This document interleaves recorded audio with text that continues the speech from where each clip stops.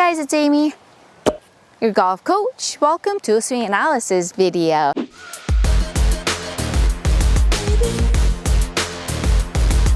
Congratulations to the winner, Stephane. In the video, he is using a 4-iron. He'd like to gain a little bit more distance and consistency, averaging about 185 to 195 yards with this club. And I know a lot of you guys also struggle with longer clubs, so I'm sure this is going to be beneficial for all of us. I am going to talk about the rhythm, the swing plane, and the body versus the arms. So let's get started. First one was the tempo. When Stephane was getting warmed up, first 1 or 2 shots, he was putting on a 7-iron tempo, and you cannot do that with a 4-iron. The tempo has to be a little bit slower, motion has to be a little bit bigger, and your grip pressure has to be a little bit more relaxed with longer clubs. But if you're used to using your arms a little bit, it'll be the opposite. You'll get quicker and your tension will get tighter, which is a big no-no. 7-iron tempo looks like this, whereas 4-iron tempo looks like this. And as you warmed up, your tempo got a lot better, but I just want to mention this briefly because next time you start warming up and you never really find your tempo and you're just not making great contact at all, I want you to remember the first thing that pops into your head is to check your tempo, slow it down. And I've given you the 1, 2, 3 count drills before, but on the golf course, what works best is really the 1, 2 count. Let me show you how. So in the backswing, you're gonna count using your lead shoulder blade, 1, 2. So it goes 1, 2, and 2 is when shoulder blade stops turning at the top of the backswing position.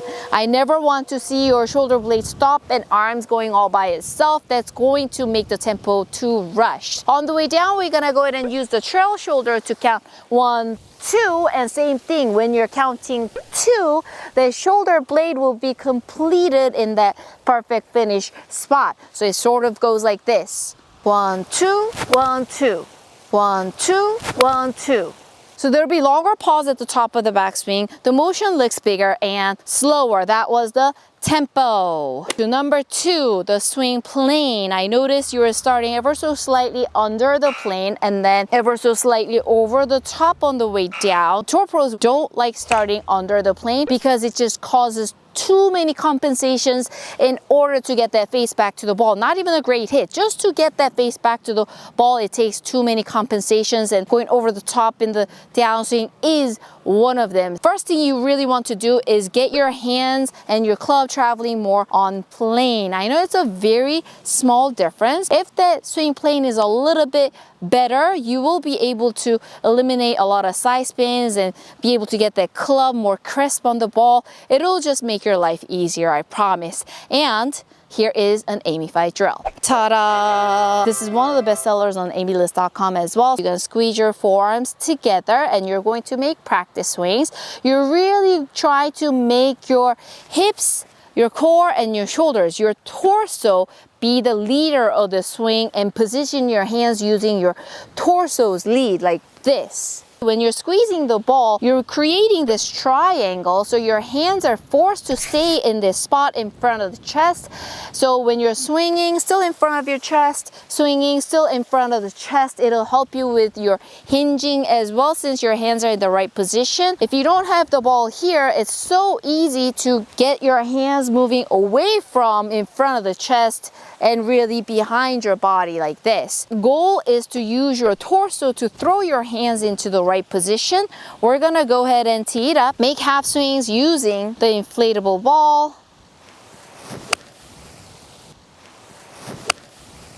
If you purchase the Coil Hinge Kit, then there is the hinging training aid as well. You can use it with the ball, it'll help you better. But just in case you don't have the inflatable ball, you can just go ahead and do the split grip drill. Your left hand is on top, right hand is near the shaft, and you're gonna make half swings. You can use a 7-iron to do this, or you can stick to a 4-iron, make half swings. You're gonna tee up the golf ball, and then you're gonna hit some soft shots using the split grip. It's going to help you to turn your body more and hinge correctly. So exact same thing as the ball and the hinging tool, except you might still end up using the arms and get your hand position away from in front of the chest. That's the only thing you should watch out for. I don't care how you hit it.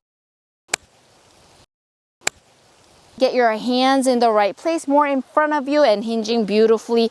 That's your homework. Number 3, your body versus arms. During your swing, I noticed that you're using about 50% of the body power and 50% of the arm power, which is not bad. I'll take 50-50. But I noticed on the way down, as your body starts down, your hands move right away with the body. And there needs to be more separation between your body and your hands as the club gets longer. If the 7-iron was like body starts and hands follow the smidgen after the body, the 4-iron, there's bigger gap. So your body goes, your hands stay at the top longer. We need to give you a little separation between your lower body and the upper body, so the body leads and hands really try and follow that lead. So instead of using 50-50, I want you to use about 70-30. And also, I would love more weight shift. As the club gets longer, the more weight shift you create, the easier your life gets when it comes to consistent contact and more distance. So really great drill for you right here. Ta-da, foam board. Yes, I love this guy. All right, you're just gonna use one for the lead foot, and let's make some practice swings.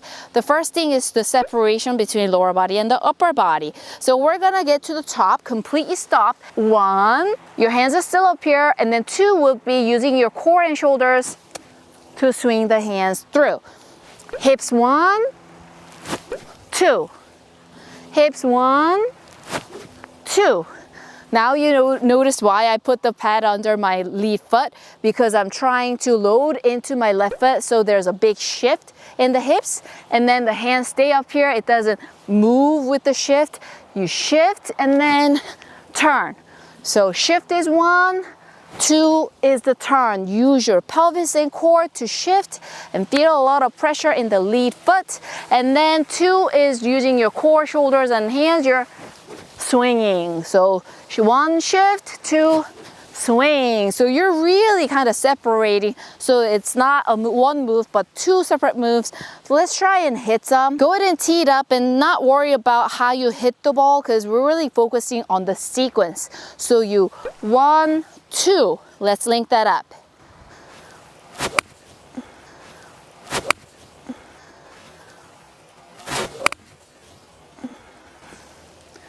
It was a 1, 2. A lot of body into that. We're really exaggerating.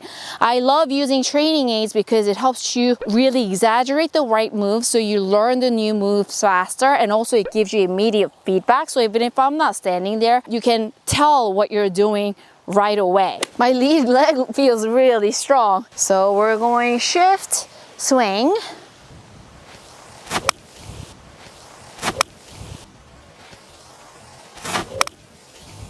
All right, so number 1 and number 3 is something you can work on right away. And number 2 would be a little bit longer term homework kind of thing to get your swing playing going a little bit better. But right away, you can work on your rhythm, 1, 2, 1, 2, and then work on that shift and swing separation to help you use your body a little bit more. Let the hands delay a little bit more so they can swing for a little bit more club head speed for better accuracy and better distance. In today's lesson, we've hit 3 different points and also gave you various different drills using with or without training aids, depending on what you prefer. I hope this really gives you an overview of which direction we're working towards. I know a lot of you guys struggle with the long iron, so I'm sure this was very helpful to all of you guys out there. If you have any questions or concerns, please feel free to reach out, leave comments. I'd love to answer any questions you guys might have. And Stephane, thank you so much for being the member of the channel, and also congratulations on winning